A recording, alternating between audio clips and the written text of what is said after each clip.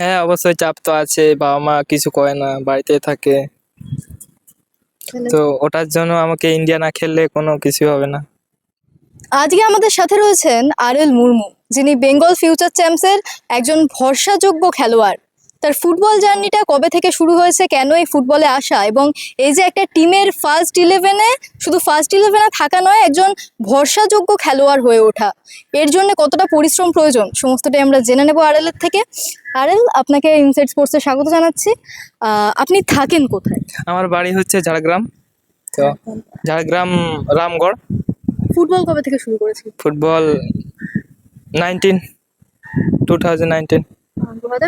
2019 সাল থেকে।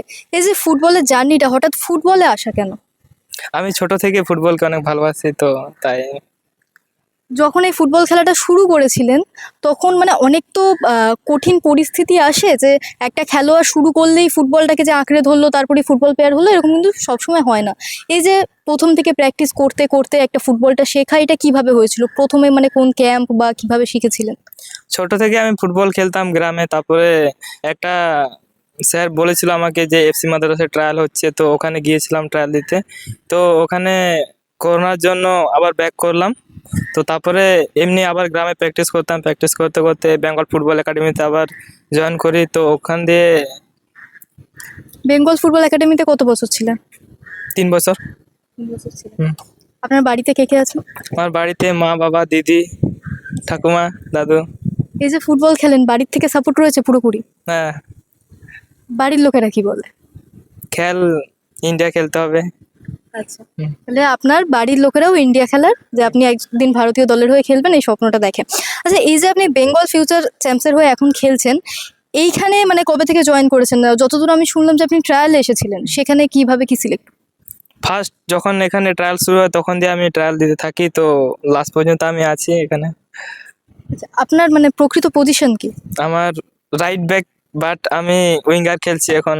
স্যার আমাকে এখানে উইঙ্গার খেলছেন এবং আপাতত এই টিমে ভরসাযোগ্য একজন উইঙ্গার আপনি।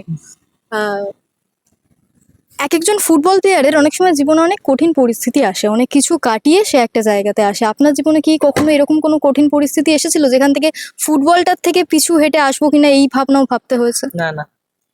কখনো ভাবতে হয়। আর মানে ভবিষ্যতে কি লক্ষ্য নিয়ে এগোচ্ছেন? আমাকে ভবিষ্যতে ইন্ডিয়া খেলতে হবে, এটাই। আচ্ছা, বাড়ির যদি পরিস্থিতি জিজ্ঞেস করি, এখন মানে বর্তমানে যা এই খেলাধুলার পরিস্থিতি, যে আর্থিক দিক দিয়ে অনেক সমস্যা থাকে, সেই দিকটা কি আপনার মানে বাড়ি থেকে কি কোনো চাপ আছে খুব তাড়াতাড়ি আপনাকে সেই দিকে যোগ্য হয়ে উঠতে হবে, আর্থিক দিকটা বাড়ির পাশে দাঁড়াতে হবে? হ্যাঁ, অবশ্যই চাপ তো আছে। বাবা মা কিছু করে না, বাড়িতেই থাকে।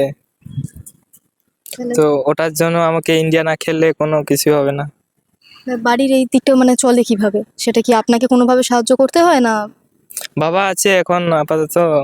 তো এখন তো আমি 18+ হয়ে যাচ্ছে, তো আমাকেও তো কিছু করতে হবে।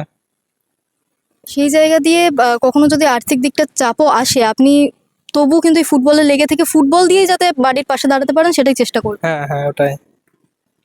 আর এই যে আপনি রয়েছেন একটা, যখন একাডেমিতেও ছিলেন, আপনাদের ফুটবল প্লেয়ারদের তো একটা কঠিন নিয়ম মেনে চলতে হয়, যে দুবেলা প্র্যাকটিস হয়, তার মাঝখানে এই সময় যে বাড়ি ছেড়ে যখন বেরিয়ে এলেন, তখন বাড়ির জন্য মন খারাপ হতো? কিভাবে মানে কাটাতেন ওই সময়টা প্রথম প্রথম?